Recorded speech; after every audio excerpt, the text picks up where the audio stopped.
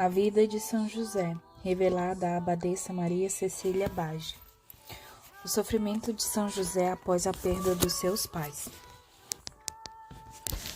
Ao santo estava destinado a muitas provações, pois muitas pessoas, conhecedoras da sua grande bondade, tinham por bem tentar tomar-lhe coisas que havia herdado, muito em especial os empregados da casa, que se achavam no direito de se apossarem daquilo que desejassem. O fato não irritava José, nem lhe provocava quaisquer ressentimentos. Ele somente os prevenia de que não deveriam ofender a Deus daquela maneira, pois sobrecarregavam assim suas almas de pecados. Em razão da natureza agradável de José, muito benevolente e caritativo, essas pessoas não lhe prestavam atenção e abusavam da sua boa vontade. Vendo que eles não desistiam de seus intentos e buscando que parassem de ofender a Deus, José acabou por decidir-se a dar-lhe sua permissão para que levassem o que lhes aprovesse, presenteando-os também com o que já haviam levado. Mesmo assim, elas ainda achavam ter motivos para ultrajá-lo com palavras injuriosas, pois o inimigo que os instigava para desafogar sua imensa raiva, tudo fazia para conseguir que eles o maltratassem e ofendessem, tanto que os beneficiara. A natureza extremamente boa do santo, porém, fez com que ele tolerasse todas as injúrias com a máxima paciência e sem alterar-se. A essa altura, apareceram também alguns parentes do seu pai, desejando tomar dele tudo aquilo que ele lhe havia deixado. Para tanto, sugeriram que ele fosse coabitar com eles. Possibilidade essa que José, todavia, não tomava em consideração, pois já havia decidido morar em Jerusalém para poder frequentar o templo com mais continuidade. Os parentes se voltaram então contra ele e, não podendo dissuadi-lo de sua ideia através de lisonjas falsas, acabaram por tentar fazê-lo com ameaças. E o santo foi assim muitas vezes ofendido e maltratado com atos e palavras, embora não se deixasse abalar com essas atividades. Sofreu todas as humilhações que lhe impunham com a máxima leveza de espírito, e jamais se irritou ou perdeu sua habitual calma. Tantas vezes, esses parentes que acabaram por tomar dele todos os bens que possuía, enfrentando assim uma situação extremamente aflitiva, recorreu a Deus para que o ajudasse e se dignasse a revelar sua vontade, orientando como deveria agir nesta situação. Deus não tardou em atendê-lo e, falando-lhes à noite durante o sono, o instruiu para que vendesse o que havia restado e desse uma parte para os pobres e a outra para o templo. Para si mesmo deveria manter somente uma pequena parcela, pois o Senhor desejava mantê-lo em estado de pobreza. Ele deveria ir para Jerusalém e lá aprender a profissão de mestre carpinteiro, para que pudesse ganhar seu sustento diário. Assim deveria permanecer até que ele resolvesse dele dispor de sua qualquer outra forma. José deveria manter seu estado de castidade conforme promessa anteriormente feita a Deus, e tanto quanto possível manter-se afastado de outras pessoas e manter intacta sua candura e sua inocência. Deveria permanecer tranquilo e seguro de que o Senhor o protegeria e defenderia sempre e o cobriria com suas bênçãos. E para que o santo cumprisse à risca essas instruções, bastou que o anjo as transmitisse a ele. Vendeu o que ainda restava de seu patrimônio, o que fez sofrer grandes restrições e perseguições por parte de certas pessoas. Não conseguia nem sair de casa, pois elas o maltratavam e vilipendiavam, taxando-o de esbanjador dos bens paternos e lhe dizendo palavras injuriosas aos gritos. Diziam que ele era um insensato e louco, o imprestável, um vagabundo e um preguiçoso. Na verdade, elas achavam ter o direito de maltratá-la à vontade. José sofria muito com essas atitudes, mas não dava respostas às provocações. Tinha pena daqueles que haviam roubado seus bens e nunca se queixava, sofrendo em silêncio e com muita paciência. Seus parentes, percebendo que vendera o pouco que lhe restara, segundo as instruções do anjo, o maltrataram também, considerando-o como sendo um dissipador dos bens que achavam pertencer a eles. O santo passou por toda espécie de injúrias, aceitou-as tolerantemente e não mostrou qualquer ressentimento. Ajoelhado em preces perante o seu Deus, ele suplicava para que o Senhor o defendesse e o libertasse daqueles seus inimigos, da mesma forma que havia feito com Davi e tantos os outros, por ele defendidos e protegidos através da sua imensa bondade. Encontrando-se assim em tão grande aflição, não tardou que Deus viesse em seu auxílio e lhe falasse interiormente, dando-lhe aquela garantia de proteção e ajuda, exortando-o a sofrer com paciência e resignação, porque ele iria lhe dar uma grande recompensa. José se sentiu então muito confortado com essa promessa de Deus e preparado para sofrer ainda mais, caso necessário. Mas o Senhor não mais permitiu.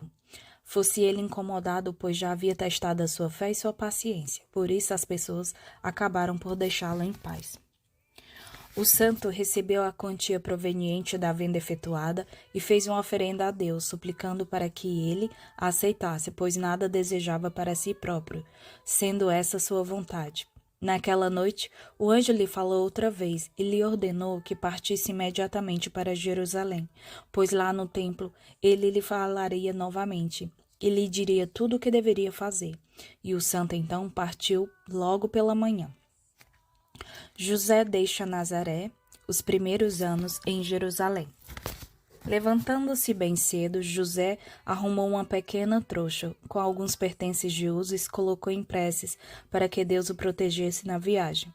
Ó meu Deus, disse ele, abandono minha terra e pobre como um mendigo vou para Jerusalém, atendendo à vossa vontade. Quanto mais pobre me vejo, tanto mais alegre me sinto, pois isso vos é agradável. Além disso, aqui fui muito ultrajado com palavras e atos, além de espoliado dos bens que possuía.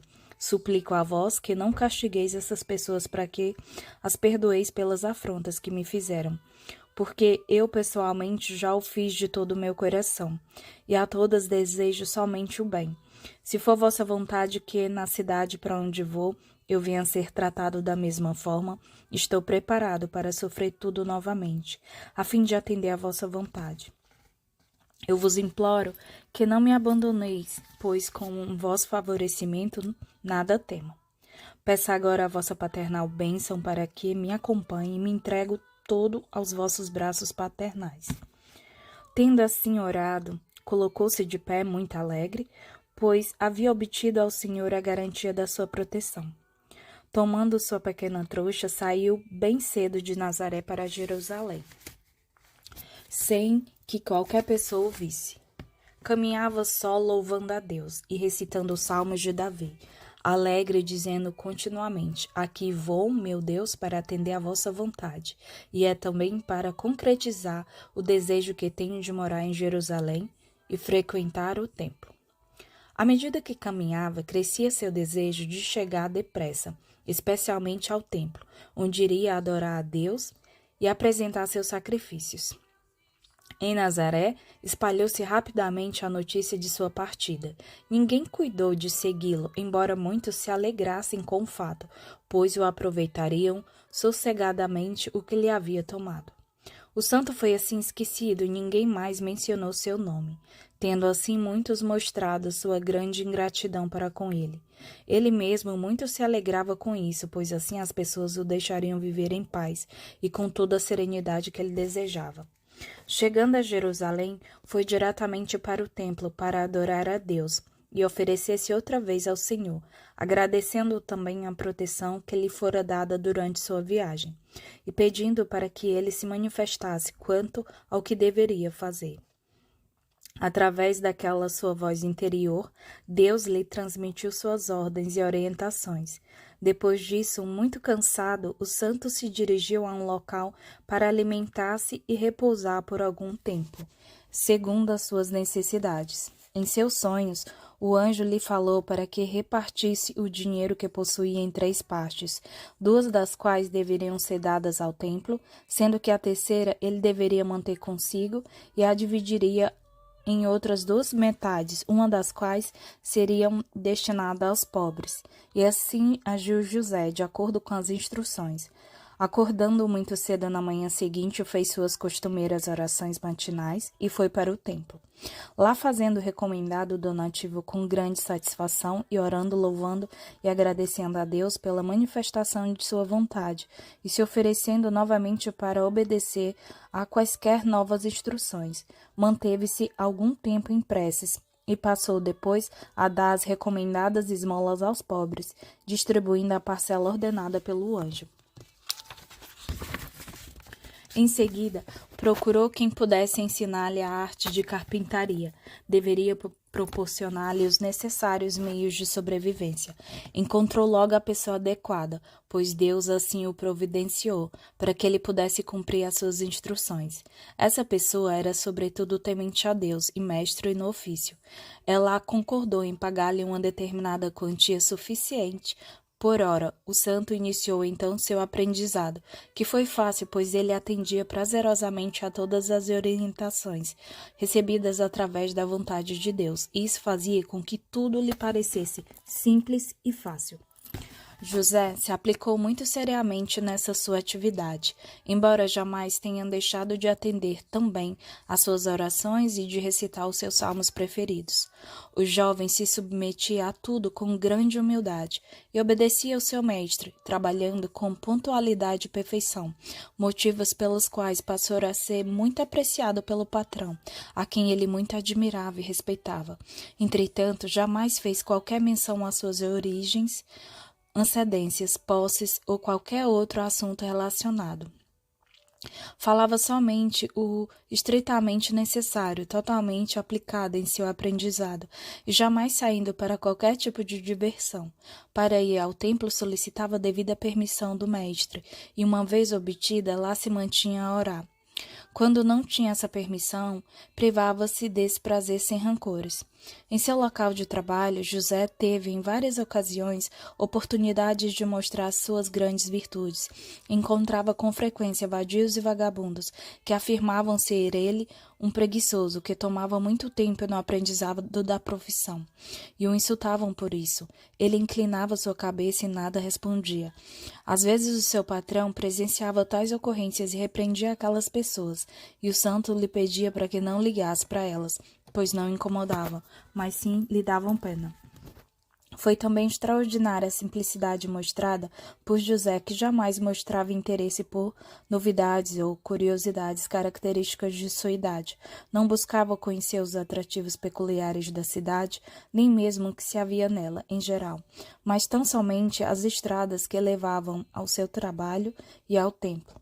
Ele habitava na própria oficina, embora não se portasse em absoluto como alguém que paga seu aluguel, mas somente como um empregado que era, presente só para servir a seu patrão, inclusive em tarefas das mais humildes.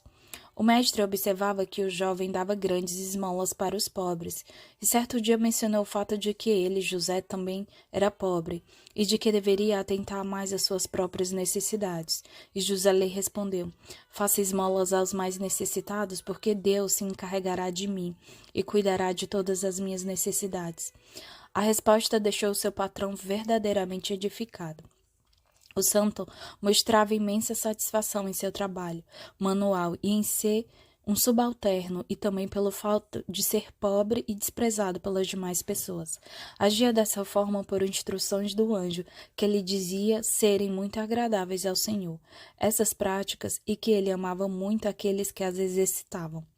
Isso bastava para que José se aplicasse sempre mais em seu trabalho e aprendizado. José tinha agora 20 anos e havia crescido muito em virtude e em amor a Deus, que era objeto de todo o seu amor.